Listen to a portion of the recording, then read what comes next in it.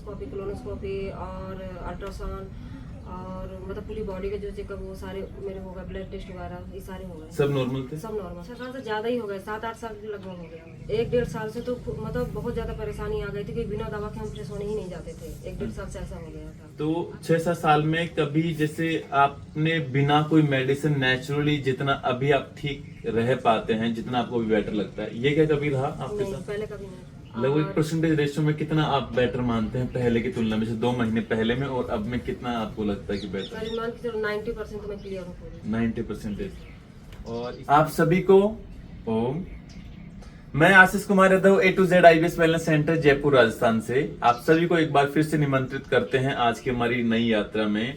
और हमारी जो सावित्री बहन है जो कि यूपी के प्रांत फतेहपुर से आई हैं और लगभग पिछले 2 महीने से यहाँ संस्था में उपचार ले रहे हैं।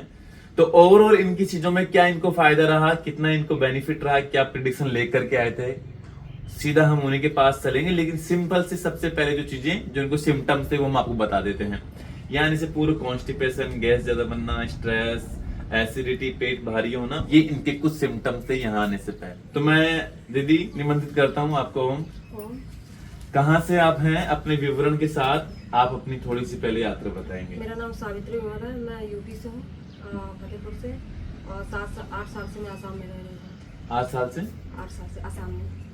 आपको सबसे पहले क्या क्या दिक्कतें थी यहाँ आने से पूर्व, और बेसिकली आपका जो जैसे लगभग 6 से 8 साल का आपका IBS ड्यूरेशन रहा, 6-7 साल का ना, इसमें क्या क्या मेजरली आपको सिम्टम्स रहते थे? सर मुझे कब्ज बहुत रहता था और तनाव बहुत रहता था, नींद नहीं आती थी और पेट तो साफ ही नहीं होता, बिना दवा के पेट साफ नहीं होता था। ये लगभग सारे आपके सिम्टम्स यहाँ पे आने से पहले थे। लगभग आप ने क्या क्या ट्रीटमेंट लिया होगा अभी तक 6-7 साल में?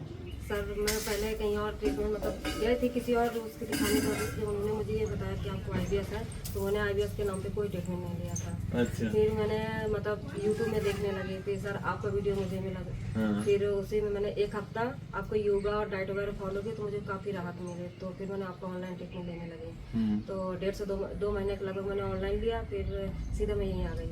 अच्छा, तो लगभग 6 साल 7 साल लगभग आपको इन केस IBS ड्यूरेशन में आप रहे? 6 साल से ज़्यादा ही हो गए, 7-8 साल के लगभग हो गया प्रॉब्लम रहते हुए। जी सर। तो 6-7 साल में कभी जैसे आपने बिना कोई मेडिसिन नेचुरली जितना अभी आप ठीक रह पाते हैं, जितना आपको भी बेटर लगता है, ये क्या कभी रहा आपके नहीं, साथ? पहले कभी नहीं था। पहले कभी नहीं और रहा? 1-1.5 साल से तो मतलब बहुत ज्यादा परेशानी आ गई थी कि बिना दवा के हम फ्रेश होने ही नहीं जाते थे। 1-1.5 साल से ऐसा हो गया था। अब यहाँ है तो मतलब काफी हद तक मैं ठीक हूँ, थोड़ा बड़ा बच्चा, बाकी सब ठीक हूँ। जी। मेडिकल टेस्ट वगैरह करवाए थे आपने? हाँ। ये एंडोस्कोपी, कोलोनोस्कोपी और अल्ट्रासाउंड और मतलब पूरी बॉडी के जो चेकअप वो सारे मेरे हो गए, ब्लड टेस्ट वगैरह ये सारे हो गए। सब नॉर्मल थे? सब नॉर्मल है। लगभग परसेंटेज रेशियो में कितना आप बेटर मानते हैं पहले की तुलना में, से 2 महीने पहले में और अब में कितना आपको लगता है कि बेटर? करीब मान के चलो 90% तो मैं क्लियर हूँ पूरी। 90%। और इसमें आपने शुगर वगैरह ऐड की? जी सर, मैंने शुगर, मीठा तो मैंने कल ही दीपावली में 4 रसगुल्ले खा ली। अच्छा, मतलब मीठा वगैरह आपने शुरू कर दिया? मीठा भी मैंने शुरू कर दिया और सब्जियां वगैरह काफी हद तक मैंने शुरू कर दिया, ये जी। सब खा रही हूँ। ये बेसिकली सारे प्रश्न हम इसलिए करते हैं आपसे क्योंकि अधिकतर लोग के प्रश्न होते हैं। अब हम कुछ आपके व्यक्तिगत अनुभव पूछते हैं। संस्था में आने से पहले आपके दिमाग में क्या चीज थे और उनके अकॉर्डिंग क्या चीजें आपको लिए लगता कि भाई आपको ये लगा कि हाँ मैं जो सोच के आई उसके अकॉर्डिंग मुझे रिजल्ट मिला कि नहीं मिला, क्या प्रेडिक्शन संस्था को लेकर की थी? मतलब दिमाग में कहीं ना कहीं हमारी एक चीजें होती है। सर मुझे जब मैं यहाँ आपकी वीडियो देखी थी तो मुझे कुछ ये नहीं लग रहा था कि सारे लोग की, मैं भी वीडियो वगैरह देखती थी, उनको आराम मिलता था, मुझे भी ऐसा लगता था मैं जाऊँगी तो सब लोग को आराम मिलता, तो मुझे क्यों नहीं मिलेगा। पर जब आने के 3-4 दिन पहले मुझे ऐसा लग रहा था क्या मैं ठीक हो जाऊंगी ऐसा करके, पर फिर मैं आ गई, मैंने कहा जो होगा देखा जाएगा।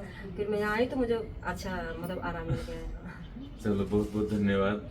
अब कुछ चीजें हम जो थोड़ी सी और पूछेंगे आपसे, आपकी 1-2 चीजें जो मैं सिंपली, क्योंकि लगभग अधिकतर लोग के दिमाग में प्रश्न होते हैं।